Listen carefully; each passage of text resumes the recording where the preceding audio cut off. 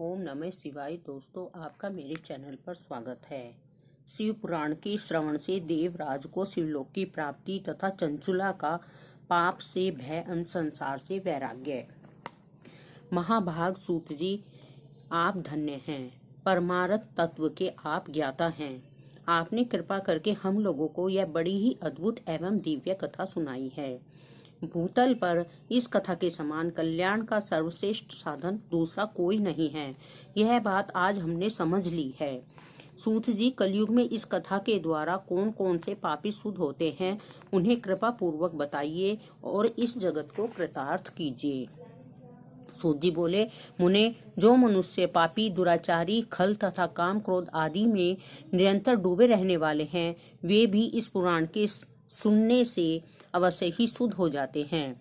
इसी विषय में जानकर मुनि इस प्राचीन इतिहास का उदाहरण दिया करते हैं, जिसके सुनने से पापों का पूर्णतया नाश हो जाता है। बहुत पहले की बात है। कहीं की रातों के नगर में एक ब्राह्मण रहता था, जो ज्ञान में अत्यंत दुर्बल, दरिद्र, रस बेचने वाला तथा वैदिक धर्म से विमुख था।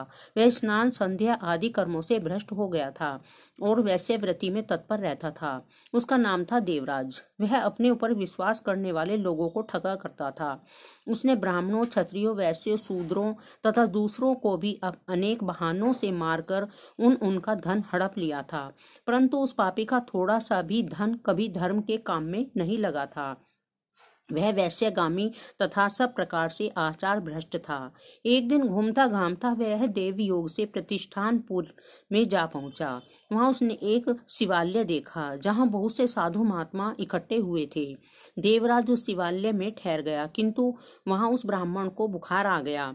उस बुखार से उसको बड़ी पीड़ा होने लगी। वहां एक ब्राह्मण देवता शिव पुराण की कथा सुना रहे थे।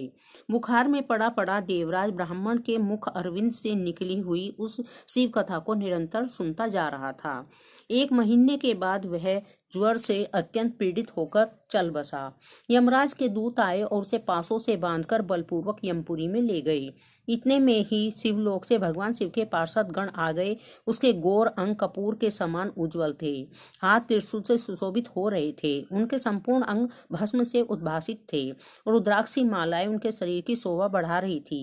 वे सब के सब क्रोध पूर्वक यमपुरी में गए और यमराज के दूतों को पीट पीट कर बारंबार धमकाकर उन्होंने देवराज को उनके चंगुल से छुड़ा लिया और अत्यंत अद्भुत विमान पर बिठाकर जब वे शिव दूत कैलाश जाने को उगत हुए, उस समय यमपुरी में बड़ा भारी कोलाहल मच गया। उस कोलाहल को सुनकर धर्मराज अपने भवन से आए। साक्षात दूसरे रुद्रों के समान प्रतीत होने वाले उन चारों दूतों को देखकर धर्मज्ञ धर्मराज ने उनका विधिपूर्वक पूजन किया और ज्ञान दृष्टि से देखकर सारा वृतांत जान लिया। उन्होंने भय के कारण भगवान शिव के उन महात्मा दूतों से कोई बात नहीं पूछी, उल्टे उन सबकी पूजा एवं प्रार्थना की। तत्पश्चात वे शिवदूत कैलाश को चले गए और वहां पहुंचकर उन्होंने उस ब्राह्मण को दया सागर सांब शिव के हाथों में दे दिया। शौनक जी ने कहा, महाभाग सूत जी, आप सर्वज्ञ हैं। महामते, आपके कृपा प्रसाद से मैं बारंबार कृतार्थ हुआ हूँ। इस इतिहास को सुनकर मेरा मन अत्यंत आनंद में निमग्न हो रहा है। अतः आप भगवान शिव में प्रेम बढ़ाने वाली शिव संबंधी दूसरी कथा को भी सुनाइए।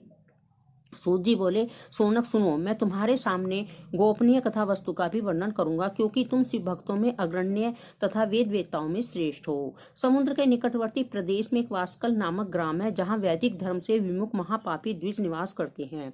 वे सबके सब बड़े दुष्ट हैं। उनका मन दूषित विषय भोगों में ही लगा रहता है। वे न तो देवताओं पर विश्वास करते हैं, न भाग्य पर। वे सभी कुटिल वृत्ति वाले हैं, किसानी करते और भांति भांति के घातक अस्त्र शस्त्र रखते हैं। वे व्याभिचारी हैं और खल हैं। ज्ञान, वैराग्य तथा सदकर्म का सेवन ही मनुष्य के लिए परमार्थ पुरुषार्थ है। इस बात को बिल्कुल नहीं जानते। वे सभी पशु बुद्धि वाले हैं। वहां के अन्य वर्णों के विषय में क्या कहा जाए।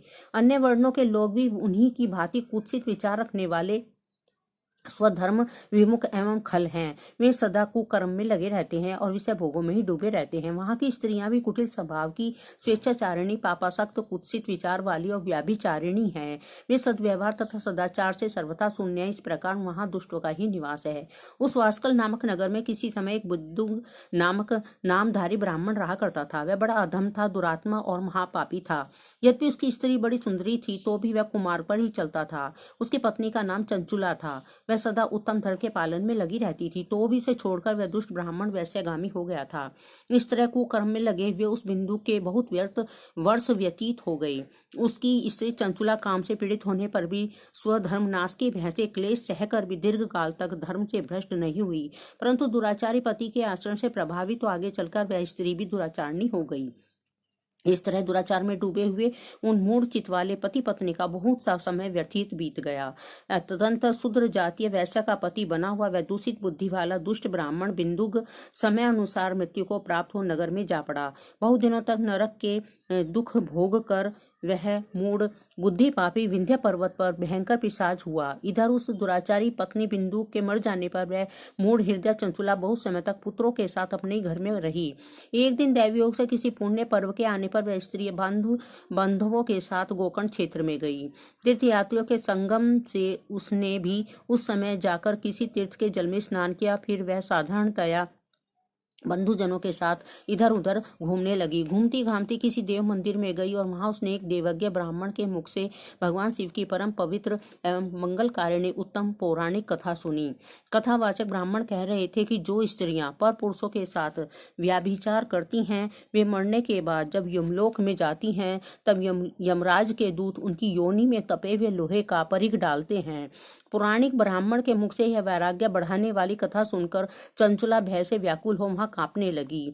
जब कथा समाप्त हुई और सुनने वाले सब लोग वहां से बाहर चले गए, तब वह भयभीत नारी एकांत में शिव पुराण की कथा बांचने वाले उन ब्राह्मण देवता से बोली। चंचुला ने कहा, ब्राह्मण, मैं अपने धर्म को नहीं जानती थी, इसलिए मेरे द्वारा बड़ा दुराचार हुआ है। स्वामी मेरे ऊपर अनुपम कृपा करके आप मेरा उद्धार कीजिए।